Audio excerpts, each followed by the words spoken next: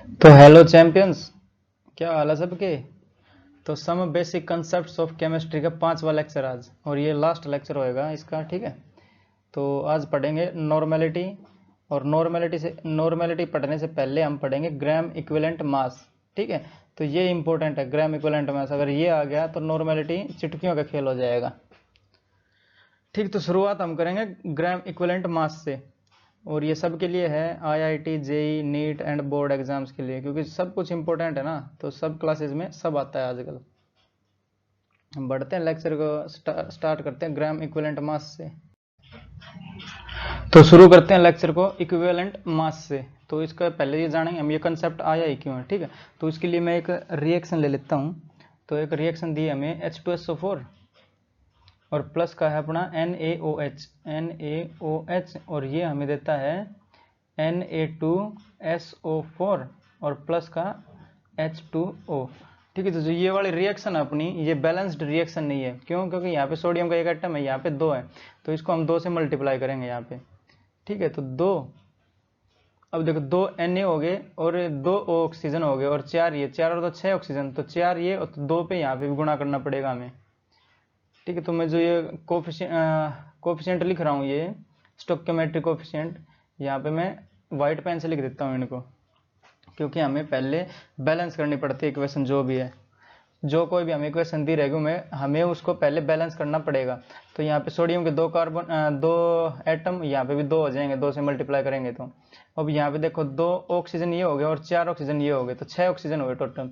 तो यहाँ पे ऑक्सीजन 4 और यहाँ पे 2 से करेंगे तो 4 और 2 6 हो गए, ठीक है। सल्फर कितना? सल्फर 1 है, सल्फर 1 है, ठीक है। हाइड्रोजन कितना हुआ? हाइड्रोजन 2 ये और 2 ये, तो 4 हाइड्रोजन हुआ, और 2 दूनी 4 हाइड्रोजन ये हो गया। तो अब ये हो जाएगा अपनी बैलेंस्ड इक्वेशन, ठीक है, बैलेंस्ड इक्वेशन।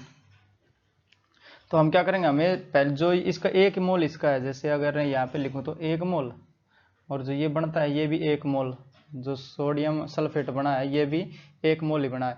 तो हमें 1 मोल H2SO4 हमारे पास, और प्लस 2 मोल NaOH मिलके 1 मोल सोडियम सल्फेट बनाता है, और 2 मोल बनाते हैं अपने H2O के, ठीक है। तो ये आई है मोल में कहानी। तो ये है अपने मोल, 1 मोल है इसका, 1 मोल, और इसके 2 मोल, और बनता है क्या? 1 मोल और प्लस के 2 मोल, ठीक है। तो 1 मोल H2SO4 मिलके, अगर हम ये जो बैलेंस ना करें इक्वेशन, तो हमें पता नहीं चलेगा कि कितने कितने रिएक्शन करेंगे। जैसे कितना सोडियम हाइड्रोक्साइड लेंगे कि वो H2SO4 के साथ मिक्स होएगा, ठीक है। जैसे इसका 1 मोल है, इसका 2 मोल है, तो हमें 1 मोल सोडियम सल्फेट मिलेगा और 2 मोल मिलेंगे H2O को। अगर हमको इसको बैलेंस ना करें तो हमें ये पता ही ना चलेगा, ठीक है। तो इस केस को सुलझाने के लिए आया इक्विवेलेंट मास। तो इक्विवेलेंट मास क्या करेगा, यहाँ पे 1 ग्राम इक्विवेलेंट मास सबका एक एक जोड़ेगा। जैसे इसका H2SO4 अपना और NaOH है, इसका भी 1 ग्राम इक्विवेलेंट मास और प्लस इसका 1 ग्राम इक्विवेलेंट मास, तो ये बन के देंगे अपने को 1 ग्राम ये वाला और 1 ग्राम इक्विवेलेंट मास ये वाला, ठीक है। तो जितना भी रहेगा वो मिलेगा, वो 1 ग्राम इक्विवेलेंट मास मिलेगा। जैसे यहाँ पे हैबर प्रोसेस का एक एग्जांपल ले हम, तो H2 और प्लस का N2, तो वो देता है हमें रिवर्सिबल प्रोसेस बनती है ये, ठीक है। तो ये देता है NH3। इनको जो हैबर सर थे, हैबर और बोस, जो मैंने पहले लेक्चर में पढ़ाया था, इनको नोबेल प्राइज मिल चुका है इसके लिए, ठीक है। तो अब देखो इसके 2 एटम है, यहाँ पे ये 1 है, तो यहाँ पे 2 से मल्टीप्लाई करना पड़ेगा अपने को, ठीक है। तो 2, और यहाँ पे हाइड्रोजन कितना होगा? 6 हो गया, और ये 2 है, तो 3 से ये बड़ा मल्टीप्लाई हो जाएगा, और N2 क्या गया है? 1। तो ये 3 मोल हाइड्रोजन और 1 मोल नाइट्रोजन, तो मिलके देगा अपने को 2 मोल अमोनिया, ठीक है।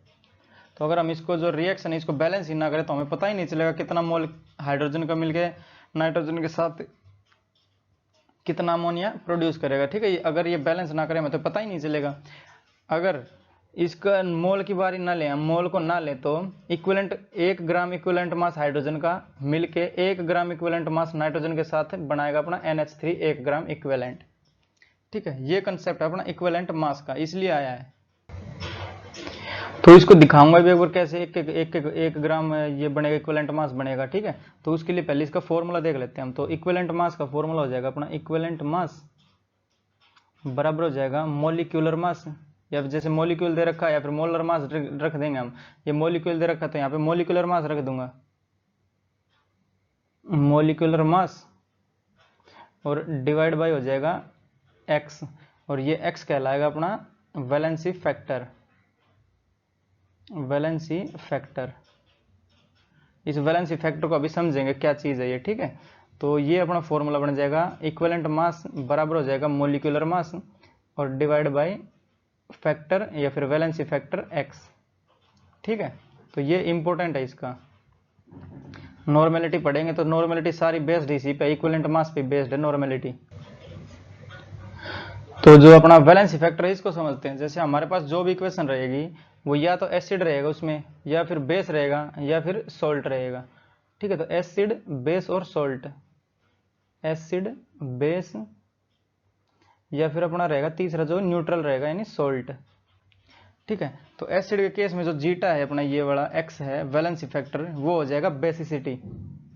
तो यहाँ पे मैं लिखता हूँ एक्स, या फिर जो अपना वैलेंसी फैक्टर होएगा ये वैलेंसी फैक्टर बराबर हो जाएगा अपना बेसिसिटी, बेसिसिटी, ठीक है। तो बेसिसिटी क्या होगा, कोई अपना जो एसिड है वो किसी सोल्यूशन में जाके कितने H+ आयन फर्निश करेगा, वो हो जाएगी अपनी बेसिसिटी। अगर इसका केस बेस का केस देखेंगे तो जो अपना वैलेंसी फैक्टर हो जाएगा वो हो जाएगा एसिडिटी, या फिर कोई बेस किसी सोल्यूशन में जाकर कितने OH नेगेटिव आयन फर्निश करेगा, वो हो जाएगा अपनी एसिडिटी, ठीक है। और साल्ट तो रहता है अपना न्यूट्रल। तो पहले एक एसिड का केस लेते हैं यहाँ पे और बाद में लेंगे बेस का और उसके बाद साल्ट का, ठीक है। तो एसिड का केस ले लेता हूँ मैं। जैसे H2SO4 लिया हमने, ये H2SO4, इस केस में देखा जाएगा जैसे कितनी इसकी एसिडिटी है या बेसिसिटी है। तो ये किसी सोल्यूशन में जाकर कितने H+ आयन फर्निश कर सकता है, 2 कर सकता है। तो इसका जो वैलेंसी फैक्टर हो जाएगा वो 2 के बराबर हो जाएगा। तो इसके लिए हम x लिखेंगे, x बराबर हो जाएगा 2। और जो वैलेंसी फैक्टर है वो डिपेंड करता है रिएक्शन पे। अगर आधी अधूरी रिएक्शन होगी तो उसका भी एक एग्जांपल दे दूंगा मैं। जैसे आधी अधूरी रिएक्शन होगी तो जितने फर्निश करेगा H+ आयन किसी सोल्यूशन में, वो उसकी बेसिसिटी लिखी जाएगी। जैसे मान लेते हैं यहाँ पे दोनों डिसोसिएट कर गया, ये दोनों फर्निश करेगा। तो एक इसका एग्जाम्पल और दे दूंगा, ठीक है। तो बेस का बात करते हैं यहाँ पे, तो वैलेंसी फैक्टर हो जाएगा उसके लिए एसिडिटी, एसिडिटी, ठीक है। तो इसका एक बेस का एग्जांपल लेते हैं अपना NaOH, ठीक है। NaOH हमने एक बेस का लिया है एग्जांपल। तो ये कितने फर्निश कर सकता है OH नेगेटिव आयंस किसी सोल्यूशन में जाके, एक कर सकता है। जैसे इसके पास एक OH नेगेटिव है ना, तो इसके लिए जो x है अपना या फिर वैलेंसी फैक्टर है वो हो जाएगा 1। और हमें चाहिएगा इक्विवेलेंट मास, तो मोलर मास और डिवाइड बाय वैलेंसी फैक्टर। अगर एसिड आएगा तो जो भी देखा जाएगा उसके लिए पहले कितना है, जो वैलेंसी फैक्टर कितना आएगा, बेसिसिटी कितने वो H+ आयंस फर्निश कर सकता है किसी सोल्यूशन में, वो देखा जाएगा। जैसे पर्टिकुलर केस की बात करें H2SO4 यहाँ पे, तो ये 2 कर सकता है, तो इसका वैलेंसी फैक्टर 2 हो जाएगा। यहाँ पे सोडियम हाइड्रोक्साइड जो है वो एक OH नेगेटिव आयन फर्निश कर सकता है किसी सोल्यूशन में, तो इसकी जो वैलेंसी फैक्टर है वो 1 हो जाएगा, ठीक है। इसके और को जो एग्जाम्पल और लेते हैं इसके ज़्यादा से ज़्यादा, ठीक है, ताकि हमें और समझ में आ जाए। तो इनके एग्जाम्पल से पहले एक सॉल्ट का एग्जाम्पल और लेते हैं यहाँ पे। तो सॉल्ट ले लेता हूँ मैं यहाँ पे Na2CO3, Na2 और CO3। तो इस केस में जो अपनी वैलेंसी फैक्टर है x, वो हो जाएगा total positive charge on cation, ठीक है। तो total positive charge on cation, समझे, या फिर total negative charge on anion. जैसे इस केस की बात करें सोडियम कार्बोनेट की, तो ये जो सोडियम है वो कैसे डिसोसिएट होएगा, Na+ में होता है ना, तो Na+, बट यहाँ पे 2 Na है, 2 Na है ना यहाँ पे, तो यहाँ पे 2 लग जाएगा, तो आगे लग जाएगा अपना 2। तो इसके लिए जो वैलेंसी फैक्टर होएगा वो कितना हो जाएगा, total positive charge on cation, ये कैटायन है तो 2 और इंटू 1, तो 2 एकम 2, ठीक है। तो x इसके लिए आ जाएगा अपना 2, जो ये वाला दिया है। तो इसके हम बारी बारी एक और एग्जांपल लेते हैं इनके, ताकि अच्छे से समझ में आ जाए कि वैलेंसी फैक्टर होता क्या है। बढ़ते हैं नेक्स्ट स्लाइड में। तो यहाँ पे हम एक टेबल बनाएंगे एसिड, बेस और साल्ट की, ठीक है। तो जो एसिड है हम ले लेते हैं H3PO3, या फिर H3PO4 ले लेता हूँ पहले, H3PO4, और दूसरा हो जाएगा H3PO3, और तीसरा हो जाएगा अपना H3PO2। ठीक है, तो इनके केस में हमें देखना है जो अपना वैलेंसी फैक्टर रहेगा वो कितना रहेगा। तो यहाँ पे हम फाइंड कर लेते हैं वैलेंसी फैक्टर, x बराबर है क्या, और इसमें भी x बराबर है क्या, यानी वैलेंसी फैक्टर बराबर है क्या और वैलेंसी फैक्टर बराबर है क्या। तीनों केस में हमें वैलेंसी फैक्टर निकालना है। तो जैसे ये अगर किसी के साथ करेगा रिएक्शन तो H3, ये देखना पड़ेगा, जैसे तीनों में 3 है नहीं है, H3 तो 3 नहीं होएगा सबका, इसका लेविस डॉट स्ट्रक्चर में घुसना पड़ेगा पहले तो हमें। तो इसका स्ट्रक्चर देखते हैं इसका। जैसे P है अपना फॉस्फोरस, वो डबल बॉन्ड के साथ जुड़ेगा O के साथ, तो जब ये अपना लेविस डॉट स्ट्रक्चर आएगा तो उसमें पढ़ाऊंगा ये डबल बॉन्ड से क्यों जुड़ रहा है। ठीक है, और उसके साथ जुड़ेगा अपने, जैसे 4 O हैं तो 1 O, 2 O और ये 3 ऑक्सीजन, और ऑक्सीजन के साथ जुड़ेगा अपना हाइड्रोजन, तो ये 1 H, ये 2 H और ये 3 H। ठीक है, तो जो अपना ऑक्सीजन है वो मोर इलेक्ट्रॉन नेगेटिव एटम है। ठीक है, तो जो इसके हाइड्रोजन के इलेक्ट्रॉन रहेंगे इसको अपनी ओर खींच लेगा। तो जो यहाँ पे इलेक्ट्रॉन नेगेटिविटी ऑर्डर और लिख देता हूँ, तो जो ऑक्सीजन है वो अपनी तरफ इलेक्ट्रॉन को खींच लेगा, और जो H है H प्लस रिलीज हो जाएगा यहाँ से। ठीक है, क्योंकि जो ऑक्सीजन है वो मोर इलेक्ट्रॉन नेगेटिव एटम है तो ऑक्सीजन को खींचेगा अपनी ओर। इसका ऑर्डर और लिखूंगा ताकि अच्छे से समझ में आ जाए। तो ये वाला जो इलेक्ट्रॉन है, जो ऑक्सीजन है वो हाइड्रोजन से खींच लेगा, और जो H प्लस आयन है वो रिलीज हो जाएगा। तो इस केस में कितनी हो जाएगी इसकी जो वैलेंसी फैक्टर, वो 3 हो जाएगी, क्योंकि ये जो अपना आयन देगा 3 देगा, ये जाकर किसी भी सोल्यूशन में 3 H प्लस आयन रिलीज करेगा। ठीक है, तो इसका जो वैलेंसी फैक्टर हो जाएगा वो हो जाएगा 3, तो x बराबर हो जाएगा 3 के। दूसरे का देखते हैं एक बार, इसका जो H है अपना, तो एक इसको थोड़ा और नीचे लिखता हूँ मैं, जो ये वाला है ना इसको थोड़ा यहाँ पे बनाता हूँ ताकि ये भी अच्छा दिखे और इसके जो बनाऊंगा स्ट्रक्चर बनाऊंगा वो भी अच्छा सा दिखे। तो H3PO3, H3PO3, तो फॉस्फोरस के साथ ऑक्सीजन डबल बॉन्ड में, तो बचे कितने ऑक्सीजन, 2 ऑक्सीजन और बच गए अपने पास। तो एक ऑक्सीजन, ये ऑक्सीजन और ये ऑक्सीजन, और एक खाली जुड़ जाएगा H इसके साथ, क्योंकि H अपने 3 है, 2 H जुड़ जाएंगे ऑक्सीजन के साथ। ठीक है, तो ये H और ये H। ठीक है, तो oxygen more electron negative atom है तो ये इलेक्ट्रॉन को अपनी ओर खींच लेगा। ठीक है, तो H प्लस आयन इसको रिलीज करने ही पड़ेंगे फिर। तो ये जो हो जाएगा इधर हो जाएगा अपना इलेक्ट्रॉन नेगेटिव एटम है, तो ये इलेक्ट्रॉन को खींचेगा अपनी ओर और ये इलेक्ट्रॉन खींचेगा। बट जो फास्फोरस है वो इतना मोर इलेक्ट्रॉन नेगेटिव एटम नहीं है, वो हाइड्रोजन और ये जो फास्फोरस है ये दोनों बराबर बराबर रहते हैं। ठीक है, तो ये इसके इलेक्ट्रॉन खींच नहीं पाएगा, तो ये रिलीज नहीं होगा, ये वाला जो है ये रिलीज नहीं होगा। तो इस केस में जो अपनी वैलेंसी फैक्टर वो कितना हो जाएगा, 2 H प्लस आयन रिलीज करेगा ये। तो इस केस के लिए वैलेंसी फैक्टर हो जाएगा अपना 2 के बराबर। ठीक है, अब दूसरा देखते हैं जो H3PO2 है, वो H3 और PO2। तो एक तो जो ऑक्सीजन है वो डबल बॉन्ड के साथ जुड़ेगा फॉस्फोरस के साथ, तो यहाँ पे P और डबल बॉन्ड हो जाएगा एक तो O, और बचेगा अपने पास एक ऑक्सीजन, तो एक ऑक्सीजन यहाँ लगा देता हूँ मैं, और एक ऑक्सीजन के साथ अपना हो जाएगा हाइड्रोजन, और 2 हाइड्रोजन ऐसे ही जुड़ जाएंगे क्योंकि 3 हाइड्रोजन तो 3 है ना, तो इनकी इलेक्ट्रोनेगेटिव सेम है फास्फोरस और हाइड्रोजन की, और ऑक्सीजन की ज़्यादा है तो ये इलेक्ट्रॉन को यहाँ पे खींच लेगा। ठीक है, जब लेविस डॉट स्ट्रक्चर पढ़ेंगे हम तब ये सारे समझेंगे कैसे खींचता है, इलेक्ट्रोनेगेटिव क्यों है, या फिर यहाँ पे बता देंगे थोड़ा क्यों है। तो इसमें इस केस में जो अपना वैलेंसी फैक्टर है x, वो हो जाएगा 1 के बराबर, क्योंकि ये जो अपना आयन है ये एक ही आयन देगा जाके किसी भी सोल्यूशन में। ठीक, H प्लस 1 रिलीज कर देगा, तो एक इसके जो वैलेंसी फैक्टर हो जाएगा वो 1 के बराबर हो जाएगा। तो यहाँ पे इलेक्ट्रॉन नेगेटिविटी ऑर्डर देख लेते हैं यहाँ पे। तो electron negativity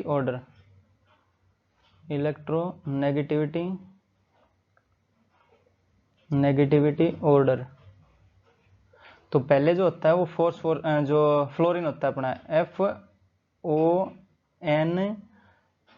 FONCl Br SI और P और H। ठीक है, तो सबसे ज़्यादा जो इलेक्ट्रॉन नेगेटिव एटम है वो है फ्लोरीन अपना, और यह ऑर्डर बना देता हूँ। तो फ्लोरीन सबसे ज़्यादा, फिर ऑक्सीजन, फिर नाइट्रोजन, फिर क्लोरीन, फिर ब्रोमीन, फिर सल्फर, फिर आयोडीन, फिर फास्फोरस और फिर हाइड्रोजन। ठीक है, तो जो फास्फोरस और हाइड्रोजन है वो बिल्कुल एक जैसी कैटेगरी के हैं, तो ये इससे ज्यादा खींच नहीं सकता ना।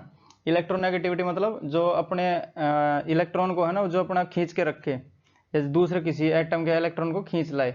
ठीक है, तो जैसे ये जो ऑक्सीजन है वो इसके इलेक्ट्रॉन को खींच रहा है ना, इलेक्ट्रॉन के प्रति चाहत है ये, जो अपनी इलेक्ट्रॉन नेगेटिविटी है। एक इलेक्ट्रॉन एफिनिटी होती है, बट ये है नेगेटिविटी। एफिनिटी, जो एफिनिटी होती है वो उसमें बस अट्रैक्ट करता है उसको, और जो नेगेटिविटी होती है वो उसको खींच के लिए आता है।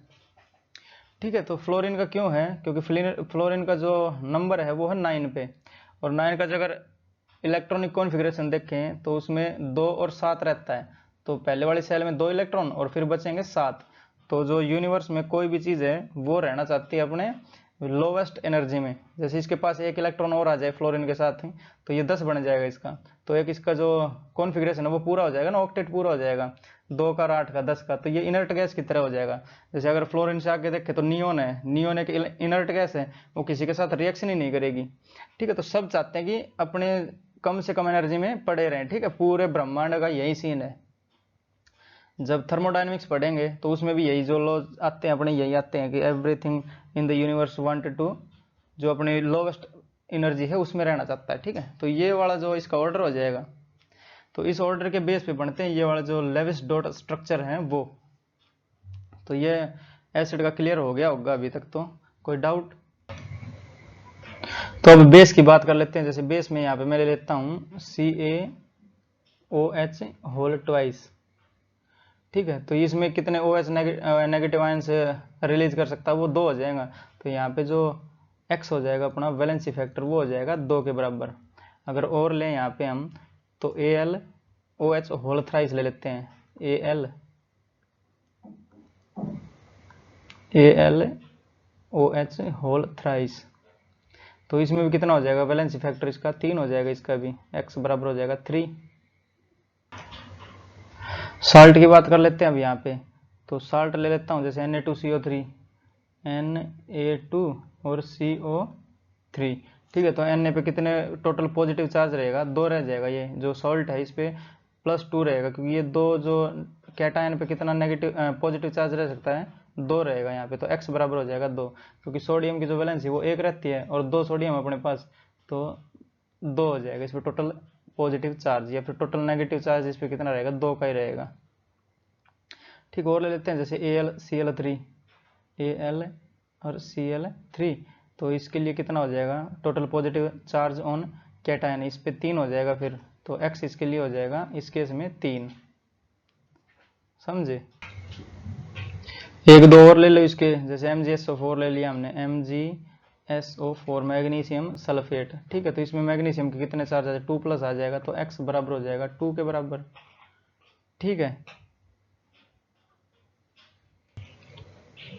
और एक छोटा सा यहाँ पे बता देता हूँ, जो अपनी रिएक्शन रहती है उस पर जो डिपेंड करते हैं वो।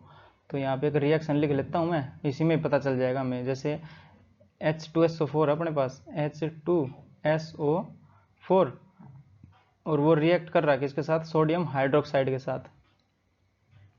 ठीक है, और ये मैंने दिखा दिया जो बनेगा वो, तो NaH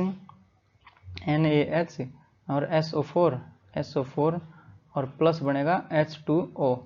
तो इस केस में जो H2SO4 है, इसने कितने H+ रिलीज करे, एक ही करा, क्योंकि एक तो इसके साथ ही रह गया, NaHSO4 के साथ एक H रह गया, बट एक इसने रिलीज कर दिया, तो इसके जो वैलेंसी फैक्टर हो जाएगा वो 1 बनेगा, तो X बराबर हो जाएगा 1 इस केस में। तो ये केस था अपना जो कि रिएक्शन का था, ये वाला। जैसे इसमें एक ही करा ना अब की बार, तो एक जो H+ आयन है वो रिलीज करा, तो वैलेंसी फैक्टर हो जाएगा 1 के बराबर। ठीक है, तो इंपॉर्टेंट यही था इसमें। तो क्वेश्चन देख लेते हैं इस पे बेस्ड, जैसे find number of gram equivalent present in 0.4 gram sodium hydroxide, 0.98 gram H2SO4 या सल्फ्यूरिक एसिड, और सी जो है 53 ग्राम्स ऑफ सोडियम कार्बोनेट। तो इसमें हमें बताना है number of gram equivalent present. तो यहाँ पे जो इसका सोल्यूशन होएगा अपना, तो नंबर ऑफ ग्राम इक्विवेलेंट, तो वो बराबर हो जाएगा मास गिवन मास गिवन और divide by equivalent mass, equivalent mass. ठीक है, तो ये उसी प्रकार से जैसे नंबर ऑफ मोल्स आता था, तो यहाँ पे मैं लिखूंगा अगर नंबर ऑफ मोल्स का फॉर्मूला, तो नंबर ऑफ मोल्स बराबर हो जाएगा मास गिवन, तो मास गिवन और अपॉन मोलर मास या फिर मोलिक्यूलर मास, मोलिक्यूलर मास।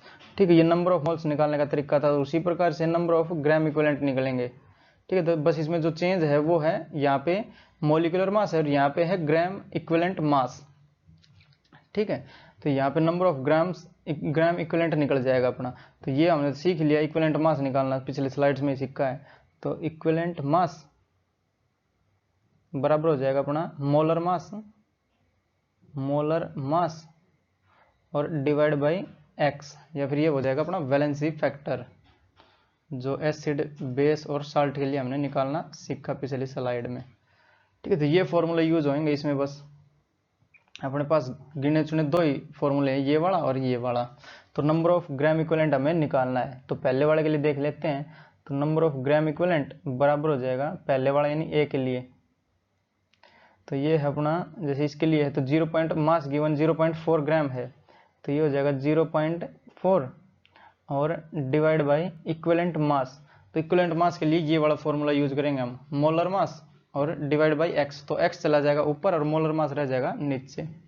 तो यहाँ पे मोलर मास या फिर मोलिक्यूलर मास और मल्टीप्लाई बाय हो जाएगा फैक्टर, वैलेंसी फैक्टर एक्स से। तो ये सेम दिख रहा है, यहाँ पे डॉट कर देता हूँ मैं। तो ये है अपना वैलेंसी फैक्टर।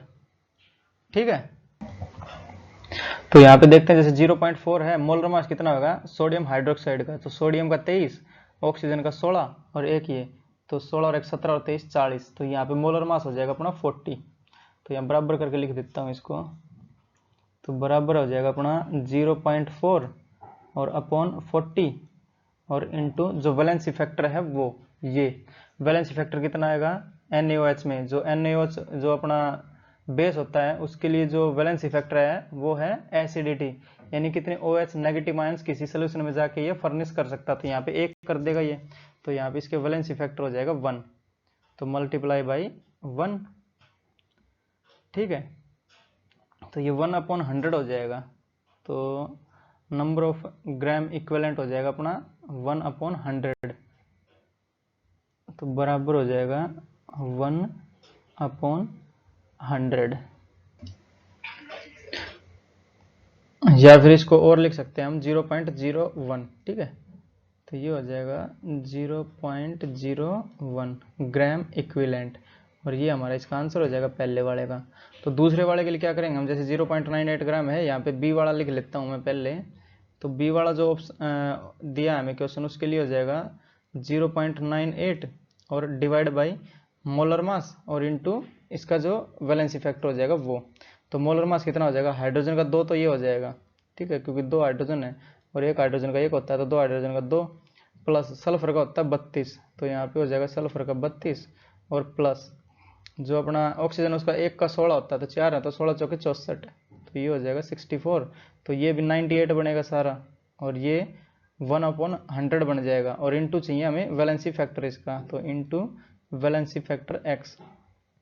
तो एसिड है, एसिड के केस में जो वैलेंसी फैक्टर होता है वो बेसिसिटी होता है, तो ये कितने H+ आयन किसी सोल्यूशन में जाके फर्निश कर सकता है, तो 2 कर सकता है। यहाँ पे वैलेंसी फैक्टर हो जाएगा 2, तो इसकी जगह में लिख दूंगा 2। ठीक, तो दिस इम्प्लाइज जो अपना आंसर आएगा 0.98 और डिवाइड बाई 98 और इनटू 2, यानी 1/, या फिर 98 से 98 कट जाएगा तो 0.02 बच जाएगा ये। ठीक है, तो बराबर हो जाएगा इसका 0.02 ग्राम इक्विवेलेंट, ये इसका आंसर हो जाएगा। अब सी वाला देख लेते हैं एक बार, 53 ग्राम दिया, तो सी का यहाँ पे निकाल दूंगा सी। ठीक है, यहीं पे देख लेते हैं, तो सी वाला है, सी के लिए हो जाएगा नंबर ऑफ ग्राम इक्विवेलेंट बराबर हो जाएगा अपना मास गिवन, तो मास गिवन है 53 ग्राम्स, तो 53 और डिवाइड बाई जो मोलर मास रहेगा और इनटू करेंगे वैलेंसी फैक्टर से। तो मोलर मास कितना हो जाएगा, सोडियम 2 है तो 46 हो जाएगा, और प्लस कार्बन का 12 और प्लस का ऑक्सीजन का 48 हो जाएगा ये, और इनटू हो जाएगा valency factor, total positive charge on cation या फिर total negative charge on anion. तो कैटायन ये है Na, तो Na प्लस होता है 1, ठीक है, Na प्लस तो 2 है, तो यहाँ पे 2 हो जाएगा, total positive charge on cation हो जाएगा 2, तो वैलेंसी फैक्टर 2 बनेगा यहाँ पे, ठीक है। तो ये कितने हो जाएंगे 60 और 106 हो जाएगा 53 दूनी, और 2 से 2 मर जाएगा, तो बचेगा कितना अपने पास है, 1 बचेगा, तो 1 ग्राम इक्विवेलेंट, ये अपना आंसर हो जाएगा इसका। तो एक बार यहाँ इनमें रिलेशन देख लेते हैं, जैसे ग्राम इक्विवेलेंट में, नंबर ऑफ मोल्स में, और जो ये फैक्टर है वैलेंसी फैक्टर, इसमें क्या रिलेशन है, ठीक है। तो नेक्स्ट स्लाइड में बढ़ेंगे इसके रिलेशन के लिए। तो रिलेशन देखते हैं between number of gram equivalent and number of moles.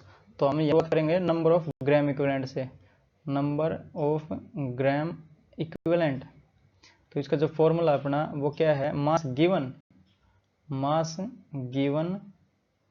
और डिवाइड बाय इक्विवेलेंट मास, ठीक है। और इक्विवेलेंट मास क्या था, इक्विवेलेंट मास बराबर हो जाएगा मोलर मास या फिर मोलिक्यूलर मास, मोलर लिख देता हूँ, ठीक है, मोलर मास, और divide bye valency factor x, ठीक है। तो यहाँ पे जो इक्विवेलेंट मास उसकी ये वाली वैल्यू रखेंगे हम यहाँ पे, तो मास गिवन और डिवाइड बाय बनेगा मोलर मास, और इनटू हो जाएगा x, ये फैक्टर वैलेंसी फैक्टर x हो जाएगा। तो नंबर ऑफ ग्राम इक्विवेलेंट वो बराबर हो जाएगा मास गिवन और डिवाइड बाय जो इक्विवेलेंट मास है उसकी जगह मोलर मास और डिवाइड बाय x लिख रहा हूँ यहाँ पे, तो मोलर मास और जो डिवाइड बाय x है उसको मैं मल्टीप्लाई x कर देता हूँ यहाँ पे, तो मल्टीप्लाई और इनटू कर देता हूँ x, इसको जो है अपना वैलेंसी फैक्टर,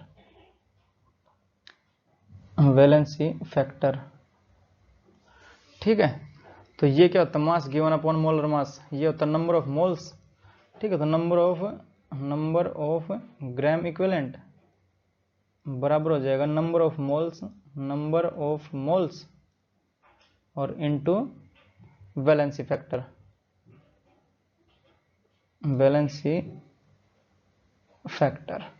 ठीक है। तो ये इसकी रिलेशन बनती है, और इसी के ऊपर एक क्वेश्चन देख लेते हैं हम यहाँ पे। जैसे हमें H2SO4 दे देगा क्वेश्चन, कुछ भी दे सकता है हमें, एसिड बेस सॉल्ट कुछ भी दे सकता है, तो मैं H2SO4 एसिड का ले लेता हूँ। तो हमें चाहिए number of gram equivalent of H2SO4, 3 moles of H2SO4, ठीक है, 3 मोल्स ऑफ H2SO4 हमें दिया है 3 मोल H2SO4 का, तो हमें ग्राम इक्विवेलेंट बताना कितना होगा, नंबर ऑफ ग्राम इक्विवेलेंट। तो ये जो आएगा अपना नंबर ऑफ ग्राम इक्विवेलेंट बराबर हो जाएगा नंबर ऑफ मोल्स और इनटू वैलेंसी फैक्टर। तो ये एक एसिड है, इसके जो वैलेंसी फैक्टर होगा वो बेसिसिटी होगा, कितने H प्लस आयन रिलीज कर सकता है किसी सोल्यूशन में, तो 2 कर सकता है यहाँ पे, तो 2 गुना हो जाएगा, तो 6 हो जाएंगे ये। जैसे ये नंबर ऑफ मोल्स कितने 3, और यहाँ 2 से गुणा करेंगे तो 6 बन जाएंगे। तो इस यहाँ पे नहीं लिखूंगा, उधर लिख देता हूँ इसको, इसे यहाँ पे लिख देता हूँ। तो नंबर ऑफ ग्राम इक्विवेलेंट बराबर हो जाएगा 3 गुना 2 यानी 6 के बराबर हो जाएगा, और ये अपना आंसर हो जाएगा इसका, ठीक है। बढ़ेंगे नेक्स्ट स्लाइड में। तो अब वो केस लेते हैं जिससे ये था कि दोनों का जो रिएक्टेंट अपने वो दोनों का ग्राम इक्विवेलेंट सेम रहेगा, ठीक है। तो मैं एक इक्वेशन ले लेता हूँ यहाँ पे, H2SO4 और प्लस NaOH, और ये हमें देता है Na2SO4 और प्लस H2O, बट इसको हमें बैलेंस करना पड़ेगा। तो ये शुरू वाले क्वेश्चन में हमने इसको बैलेंस करना सीखा था, जैसे 2 Na है ये वाले, तो यहाँ पे 2 से मल्टीप्लाई होएगा, तो ये 2 हो जाएगा, 2 Na हो गया, और ऑक्सीजन कितने हुए 2 और 4 6 हो गए, तो ये 4 और यहाँ पे 2 लग जाएगा, ठीक है। तो ये H2O को थोड़ा बाद में लिख देता हूँ, 2 और H2O, तो ये बैलेंस हो जाएगा इक्वेशन अब, ठीक है। सल्फर 1 है, यहाँ पे भी 1 है सल्फर, हाइड्रोजन 2 4 और हाइड्रोजन यहाँ पे 2 और 2 4, तो ये बैलेंस्ड इक्वेशन है, ठीक है, बैलेंस्ड इक्वेशन, ठीक। तो जो हमने पहले कहा था कि जो ग्राम इक्विवेलेंट है वो दोनों के सेम रहेंगे, तो जो पिछले स्लाइड में हमने देखा नंबर ऑफ ग्राम इक्विवेलेंट का फॉर्मूला, तो नंबर ऑफ ग्राम इक्विवेलेंट वो बराबर था नंबर ऑफ मोल्स और इनटू जो इसका फैक्टर है वैलेंसी फैक्टर x। ठीक है, तो इसको थोड़ा और बड़ा दिखा रहा हूँ, ये थोड़ा छोटा कर देता हूँ, मल्टीप्लाई बाई वैलेंसी फैक्टर। तो नंबर ऑफ ग्राम इक्विवेलेंट निकालेंगे इसके और इसके, तो इसका मोल कितना है, एक है, इसका नंबर ऑफ मोल्स एक। तो H2SO4 के लिए है तो number of gram equivalent for H2SO4, ठीक है। तो इसके लिए है तो नंबर ऑफ मोल्स कितने इसके, जो ये स्टोइकियोमेट्रिक कोफिशिएंट रहते हैं ये नंबर ऑफ मोल्स रहते हैं। जैसे यहाँ पे 1 है, सोडियम हाइड्रोक्साइड का 2 है, तो ये 1 मोल ये 2 मोल। तो मैं यहाँ पे एक बार लिख और देता हूँ इसका, तो 1 मोल और ये 2 मोल्स, ठीक। तो इसका 1 मोल इसके 2 मोल, पर इसके ग्राम इक्विवेलेंट दोनों के सेम रहेंगे। जैसे इसकी बात करें हम H2SO4 की, तो नंबर ऑफ ग्राम इक्विवेलेंट कितना हो जाएगा, number of moles into valency factor, तो ये बराबर हो जाएगा यहाँ पे H2SO4 के लिए है फॉर H2SO4, ठीक।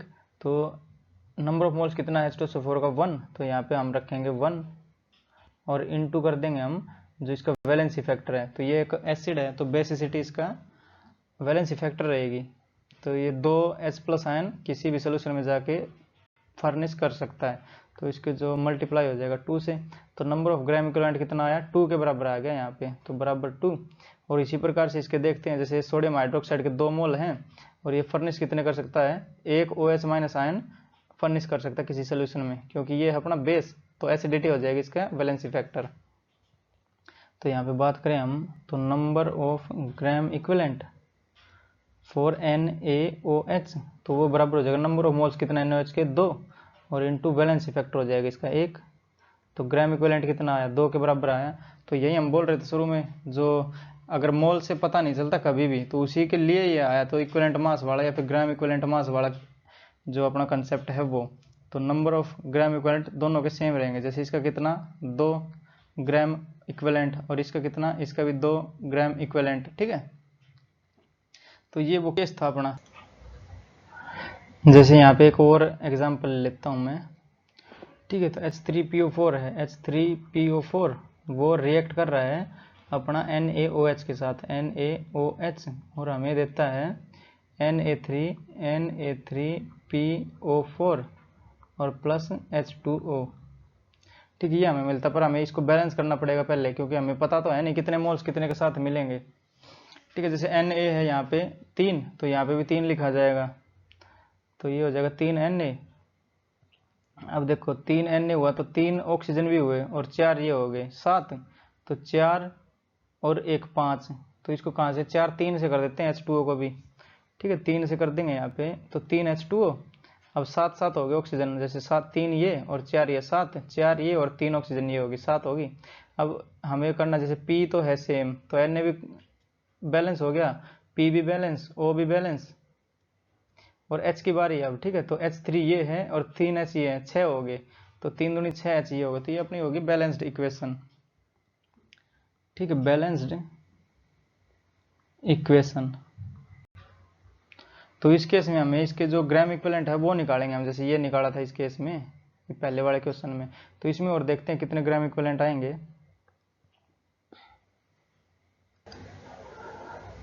तो पहले तो इनका स्टोइकियोमेट्रिक कोएफिशिएंट देखते हैं। जैसे यहाँ पे 1 लगा है ना, 1 मोल है इसका, तो 1 मोल H3PO4 का मिलके 3 मोल NaOH के साथ, ठीक है, 3 मोल। बट हम इसके ग्राम इक्विवेलेंट निकालेंगे तो सेम आना चाहिए इसका। तो ग्राम इक्विवेलेंट के लिए क्या करेंगे हम, यहाँ पे पहले H3PO4 के लिए देख लेते हैं। तो 1 मोल है, number of moles into factor इसका वैलेंसी फैक्टर, तो नंबर ऑफ मोल्स तो इसका 1 हो गया, तो ये हो जाएगा नंबर ऑफ ग्राम इक्विवेलेंट बराबर हो जाएगा नंबर ऑफ मोल्स और इनटू वैलेंसी फैक्टर इसका। तो ये 3 फर्निश कर सकता है, जैसे पहले वाला हमने बनाया था दूसरी स्लाइड में जो करा था, ठीक है। तो इसका हो जाएगा 3 से मल्टीप्लाई, तो इसका आया 3 ग्राम इक्विवेलेंट। और अगर बात करें हम NaOH की, तो इसके लिए 3 मोल्स हैं और एक ये OH आयन फर्निश कर सकता है, तो इसका भी सेम हो जाएगा।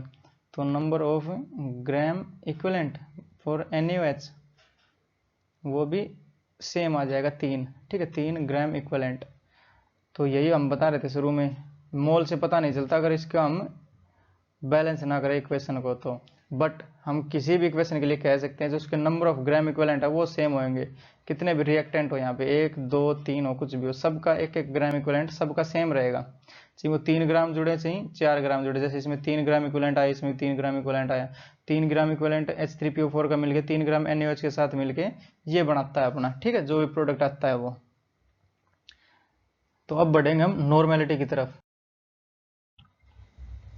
तो अब बात करते हैं नॉर्मेलिटी की। तो नॉर्मेलिटी के लिए हमें चाहिएगा ग्राम इक्विवेलेंट, जो कि हमने इसी लेक्चर में सीखा है, इसलिए पहले सीखा ग्राम इक्विवेलेंट, उसके बाद आता है अपना नॉर्मेलिटी, ठीक है। तो जो पिछला लेक्चर था उसमें हमने देखा था मोलरिटी और मोलालिटी, तो उसका भी फॉर्मूला सेपरेट में लिख दूंगा ताकि हमें याद रह जाए तीनों चीज़ें। तो कंसंट्रेशन टर्म्स चल रही हैं ये, और ये लास्ट कंसंट्रेशन टर्म अपनी, ठीक। तो इसके अगर डेफिनेशन की बात करें हम, तो नंबर ऑफ ग्राम इक्विवेलेंट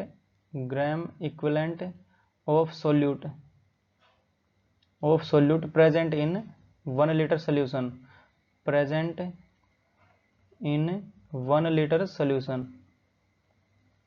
तो ये इसकी डेफिनेशन हो जाएगी।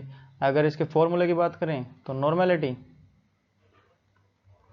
बराबर हो जाएगा नंबर ऑफ ग्राम इक्विवेलेंट और डिवाइड बाय हो जाएगा वॉल्यूम, और वो वॉल्यूम लेंगे हम इन लीटर्स में, ठीक। तो ये हमारे पास इसका फॉर्मूला हो जाएगा। तो जो ग्राम इक्विवेलेंट है वो भी निकालना सिखा दिया, और वॉल्यूम तो दे ही रखेगा हमें। जो मोलरिटी और मोलालिटी है वो और लिख लेते हैं यहाँ पे साइड में, ताकि थोड़ा आइडिया रहे कि क्या चल रहा है, ठीक है। मोलरिटी, तो ये मोलरिटी हो जाएगा number of moles of solute, number of moles of solute, और डिवाइड बाय हो जाएगा वॉल्यूम, और ये हो जाएगा वॉल्यूम इन लीटर्स, ठीक है। और एक होता है अपना मोलालिटी, और जो मोलरिटी है उसको हम कैपिटल M से डिनोट करते हैं, उसकी जो यूनिट होएगी वो, और जो नॉर्मेलिटी की होएगी वो इसकी कैपिटल N हो जाएगी, ठीक है। तो कैपिटल N इसकी यूनिट हो जाएगी। तो इसका भी बताएंगे, जैसे इसका प्रोनाउंसिएशन कैसे करेंगे तो वो सब बताएंगे अभी। तो अब आता है अपना मोलालिटी। तो ये हो जाएगा number of moles of solute, number of moles of solute, और प्रेजेंट इन 1 kg सोलवेंट। तो यहाँ पे लेंगे मास ऑफ सोलवेंट, तो मास ऑफ सोलवेंट, और ये लेंगे इन केजी, ठीक है। ये डेफिनेशन थी इसकी मोलरिटी और मोलालिटी की, और नॉर्मेलिटी की होगी अपने पास ये वाली, और ग्राम इक्विवेलेंट निकालना सीख लिया हमने। तो अब हमें निकालना आना चाहिए नंबर ऑफ ग्राम इक्विवेलेंट, जो कि पिछली बार हमने पिछले से सीखा था, जो स्लाइड्स है अपनी। तो नंबर ऑफ ग्राम इक्विवेलेंट, उसका फॉर्मूला लिख देता हूँ यहाँ पे, उसके बाद क्वेश्चंस पे चलेंगे हम, ठीक है। तो नंबर ऑफ ग्राम इक्विवेलेंट, तो वो बराबर हो जाएगा मास गिवन, तो मास गिवन और डिवाइड बाय इक्विवेलेंट मास, ठीक। तो अब इक्विवेलेंट मास आना चाहिए हमें, कैसे निकालते हैं। तो इक्विवेलेंट मास बराबर हो जाएगा अपना मोलर मास और डिवाइड बाय वैलेंसी फैक्टर, यानी x लिख देंगे वहाँ पे, डिवाइड बाय, ठीक है, वैलेंसी फैक्टर। ये हो जाएगा अपना वैलेंसी फैक्टर, ठीक है। तो सारे फॉर्मूले हैं अपने पास और सब चीज़ हैं इसके, अब कर सकते हैं इसको इजीली हम, ठीक है, नॉर्मेलिटी को। और इसका एक और फॉर्मूला दिखा था जो हमने देखा था अपना, नंबर ऑफ ग्राम इक्विवेलेंट। तो नंबर ऑफ ग्राम इक्विवेलेंट बराबर हो जाएगा नंबर ऑफ मोल्स और इनटू वैलेंसी फैक्टर x, ठीक है। ये सब की नॉलेज होएगी तो नॉर्मेलिटी इजीली निकल जाएगी। नॉर्मेलिटी, मोलरिटी, मोलालिटी, सारी कंसंट्रेशन टर्म्स आज खत्म हो जाएंगे, ठीक है, अपनी नॉर्मेलिटी। तो इसके क्वेश्चंस लेंगे, तो ये जो सारा लिखा है इस स्लाइड का ये सब इंपॉर्टेंट है। बढ़ेंगे इसके क्वेश्चंस की ओर। तो क्वेश्चन है हमारा, if 0.98 gram of H2SO4 is present in 500 ml solution तो फाइंड नॉर्मेलिटी, ठीक है। तो जो अपना सल्फ्यूरिक एसिड है वो 500 ml सोल्यूशन में प्रेजेंट है 0.98 ग्राम्स, तो नॉर्मेलिटी बतानी है हमें। तो नॉर्मेलिटी बराबर हो जाएगा अपना number of number of gram equivalent और डिवाइड बाई वॉल्यूम और इन लीटर आ जाएगा वॉल्यूम। ठीक है, अब यहाँ पे चाहिए हमें नंबर ऑफ ग्राम इक्विवेलेंट। तो जो ग्राम इक्विवेलेंट के हमने फॉर्मूला देखे थे वो थे अपने, जैसे नंबर ऑफ ग्राम इक्विवेलेंट बराबर हो जाएगा नंबर ऑफ मोल्स और इनटू एक्स हो जाएगा जो है अपना वैलेंसी फैक्टर। ठीक है, ये वाला फॉर्मूला हम यहाँ पे पुट कर सकते हैं। ठीक है, नंबर ऑफ मोल्स निकालना तो पता ही है हमें, तो यहाँ पे आ जाएगा नंबर ऑफ मोल्स बराबर है मास गिवन, तो मास गिवन और डिवाइड बाय मोलर मास या फिर मोलिक्यूलर मास।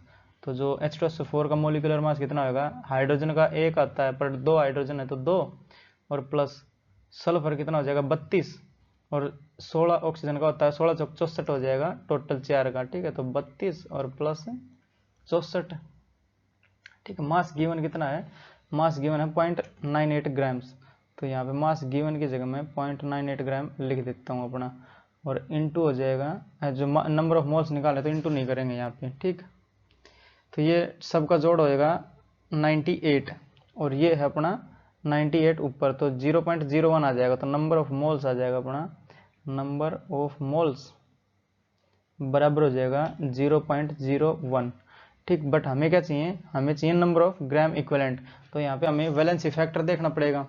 तो ये है अपना सल्फ्यूरिक एसिड, तो एसिड के लिए जो वैलेंसी फैक्टर होता है वो होता है बेसिसिटी, तो ये कितने H+ आयन किसी सोल्यूशन में जाके फर्निश कर सकता है, तो 2 कर सकता है, तो हम यहाँ पे इसको 2 से मल्टीप्लाई कर देंगे तो नंबर ऑफ ग्राम इक्विवेलेंट निकल के आएगा अपने पास। ठीक है, तो नंबर ऑफ ग्राम इक्विवेलेंट बराबर हो जाएगा 0.01 और multiply by 2, number of moles multiply by valency factor, तो इसके लिए 2 कर सकता है, तो 2 से गुणा कर दिया मैंने, तो 0.02 हो जाएगा ये। ठीक है, तो हमें चाहिए नॉर्मेलिटी, तो नंबर ऑफ ग्राम इक्विवेलेंट अपने पास आ गया ये, और वॉल्यूम हम करेंगे लीटर में, तो नॉर्मेलिटी बराबर होगा नंबर ऑफ ग्राम इक्विवेलेंट यानी 0.02 और divide by volume in litre, तो 500 ml है तो ये हो जाएगा 0.5 लीटर, 0.5 लीटर हो जाएगा। ठीक है, तो ये बराबर 2/100 और गुणा 10/5, तो 1 0 से 1 0 ये हो जाएगा 50, तो नॉर्मेलिटी हो जाएगी अपनी, नॉर्मेलिटी बराबर हो जाएगा 2/50 यानी 0.04 और इसकी जो यूनिट हो जाएगी वो N हो जाएगी। ठीक है, ये अपना आंसर हो जाएगा इसका।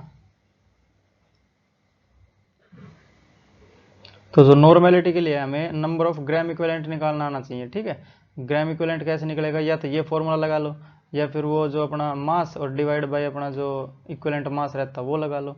इक्विवेलेंट मास के लिए फिर से दूसरा फॉर्मूला लगाना पड़ेगा, या इसके लिए हम डायरेक्ट ये लगा सकते हैं। ठीक है, नंबर ऑफ मोल्स निकाल सकते हैं, जितना भी ग्राम दिया रहेगा हमें और उसका मोलिकुलर मास से डिवाइड कर देंगे। ठीक है, तो बढ़ते हैं नेक्स्ट लेक्चर में ही रिलेशनशिप देखते हैं हम नॉर्मेलिटी और मोलरिटी के बीच में। तो देखते हैं अब relation between normality and molarity, तो हम दोनों के फॉर्मूला लिख लेते हैं यहाँ पे। तो नॉर्मेलिटी बराबर हो जाएगा नंबर ऑफ ग्राम इक्विवेलेंट और divide by volume in litre, volume in litre. ठीक है, और यहाँ पे मोलरिटी लिखे हम, तो मोलरिटी का भी बताया था मैंने, मोलरिटी बराबर हो जाएगा नंबर ऑफ मोल्स और divide by volume in litre, number of moles of solute. ठीक है, तो सोल्यूट का ही रखना है यहाँ पे, number of gram equivalent of solute, क्योंकि जो इसकी पढ़ा दी थी मैंने जो डेफिनेशन उसमें सोल्यूट बताया था ना। तो ये इसकी डेफिनेशन और ये मोलरिटी की डेफिनेशन। तो ग्राम इक्विवेलेंट की एक और जो डेफिनेशन लिखी थी हमने, या फिर जो फॉर्मूला लिखा था नंबर ऑफ ग्राम इक्विवेलेंट का, नंबर ऑफ ग्राम इक्विवेलेंट वो था नंबर ऑफ मोल्स और इनटू था जो वैलेंसी फैक्टर था अपना x। ठीक है, तो एक x ही लिख देता हूँ यहाँ पे मैं थोड़ा डॉट करके और x बना देता हूँ, ये x क्रॉस नहीं है, काटा नहीं है। ठीक है, ये है अपना वैलेंसी फैक्टर। तो नंबर ऑफ मोल्स यहाँ से पता चल जाएंगे हमें। तो करेक्शन, जो नंबर ऑफ ग्राम इक्विवेलेंट है वो यहाँ पे रख देते हैं number of moles into x, तो ये वाला की जगह हम ये रख देते हैं, ठीक है। तो नॉर्मेलिटी बराबर हो जाएगा number of gram equivalent of solute, तो ये कितना हो जाएगा number of moles into x, तो नंबर ऑफ मोल्स और इंटू एक्स, ठीक है। तो ये इंटू को थोड़ा छोटा बनाता हूँ, एक्स को बड़ा बना देता हूँ, और डिवाइड बाई अपना है वॉल्यूम इन लीटर, तो वॉल्यूम इन लीटर, ठीक है। तो number of moles of solute और divide by volume in litre, ये क्या बनता है अपना मोलरिटी बनता है, यही तो लिखा है यहाँ पे। तो जो नॉर्मेलिटी हो जाएगी अपनी, नॉर्मेलिटी वो बराबर हो जाएगा मोलरिटी और इंटू एक्स, ठीक है। तो ये अपना इसका रिलेशन हो जाएगा इनके बीच में, दोनों के बीच में। अगर इसको और छोटे में लिखना पड़े तो नॉर्मेलिटी बराबर हो जाएगा मोलरिटी और इंटू एक्स, ये हो जाएगा एक्स अपना वैलेंसी फैक्टर, ठीक है। ये था इसका डेरिवेशन। तो नॉर्मेलिटी देखते हैं मिक्सचर की, ठीक है। तो ये एसिड एसिड या फिर बेस बेस के लिए है। अगर एसिड और बेस होगा, जैसे ये एसिड हुआ ये बेस हुआ, तो कहानी चेंज होगी। ये एसिड है ये भी एसिड है, या फिर ये बेस है ये बेस है, तो उनके लिए सेम रहेगा, ठीक है। तो मान लेते हैं हम जो इसमें पहले वाले में है, इसका जो नॉर्मेलिटी N1 और वॉल्यूम V1, इसका नॉर्मेलिटी N2 वॉल्यूम V2, और नंबर ऑफ ग्राम इक्विवेलेंट मैंने इसमें N1 माना और इसमें N2 माना, और इसमें नंबर ऑफ ग्राम इक्विवेलेंट जो अपना फाइनल था वो N माना मैंने, ठीक है। और N इसका नॉर्मेलिटी मानना जो हमने हमारे मिक्सर किया है, और V1 प्लस V2 हो जाएगा इसका, क्योंकि दोनों को मिलाया है, तो V1 प्लस V2 इसका हो जाएगा वॉल्यूम, ठीक। तो हमें चाहिए इसकी नॉर्मेलिटी, तो इसके लिए हम क्या करेंगे, ये जो नंबर ऑफ ग्राम इक्विवेलेंट है ना, वो दोनों का जोड़ बराबर रहेगा N के। ये है जैसे अपना नंबर ऑफ मोल्स रहता है उसी तरह से, तो N1 और प्लस N2 बराबर होएगा अपना N के।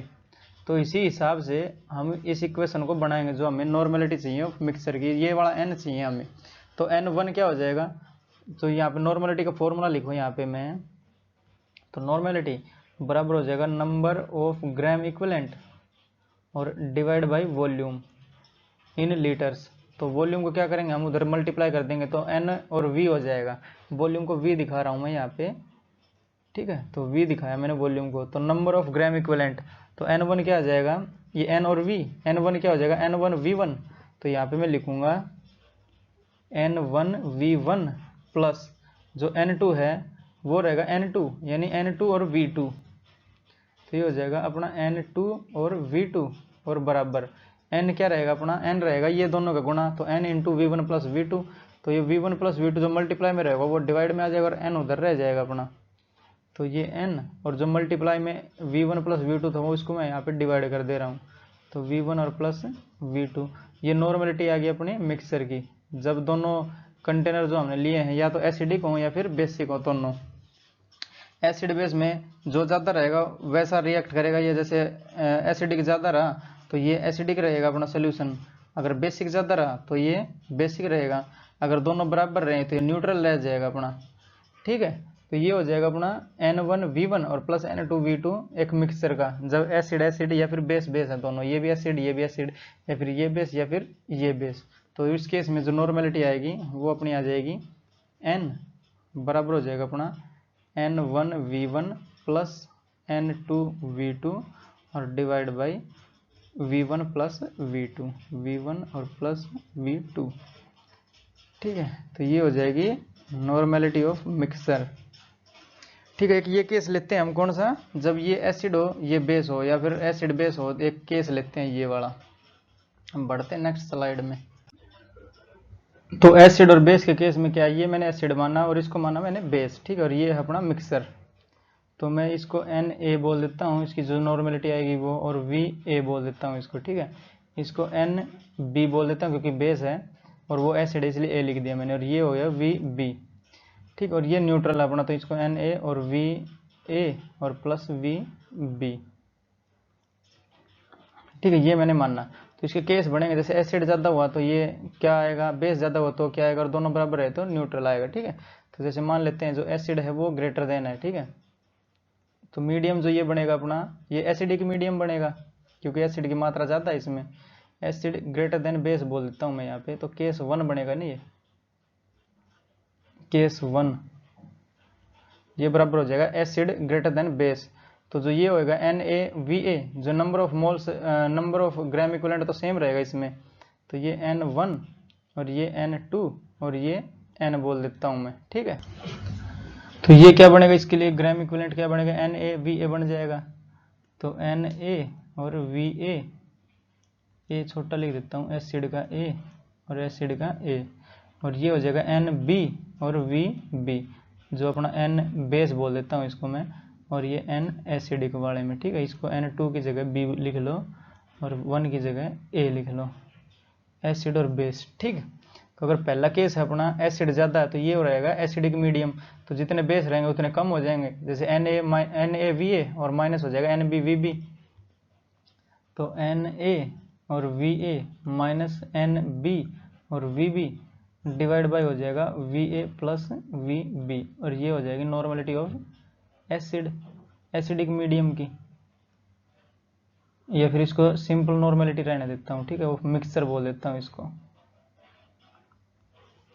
अगर एसिड ज़्यादा रहा तो ये आएगा, ठीक है। अगर बेस ज़्यादा रहा तो इसमें से ये घट जाएगा, ये एसिडिक की है, केस 2 हो जाएगा अपना बेसिक वाला, केस 2 तो वो हो जाएगा बेसिक वाला, ठीक है। बेसिक रहेगा तो NB और VB और माइनस NaVa और divide by Va plus VB, ये बराबर हो जाएगा N, अगर बेसिक ज़्यादा है तो, ठीक है। एक रहेगा जब ये बराबर हो जाएंगे, दोनों न्यूट्रल हो जाएगा ना, Na और VB दोनों बराबर हो जाएगा, तो ये हो जाएगा अपना सोल्ट बन जाएगा ये। तो केस 3 हो जाएगा अपना, केस 3 जब एसिड बराबर है बेस के, और जो केस 2 है वो बेसिक ग्रेटर देन है एसिड, ठीक है। तो ये दोनों बराबर रहेंगे, जैसे ये और ये दोनों बराबर है तो ऊपर 0 हो जाएगा, तो जो ये न्यूट्रल बन जाएगा, जो नॉर्मलिटी आएगी वो 0 हो जाएगी, नॉर्मलिटी बराबर हो जाएगा 0, यानी जो अपना सॉल्यूशन बनेगा वो बनेगा न्यूट्रल, ना ही एसिडिक ना ही बेसिक, ठीक है। तो ये सारे अपने आंसर थे इसके। तो रोकते हैं लेक्चर को यहीं पे, पढ़ाई करते रहो। ऑल दी वेरी बेस्ट, मिलेंगे नेक्स्ट चैप्टर आएगा अब तो, क्योंकि जो कंसंट्रेशन टर्म है वो सारा खत्म होगा, some basic concepts of chemistry खत्म होता है यहाँ पे। तो कल से शुरू करेंगे हम एटॉमिक स्ट्रक्चर, ठीक है। इंटरेस्टिंग चैप्टर है वो भी, तो जी जान लगा के पढ़ते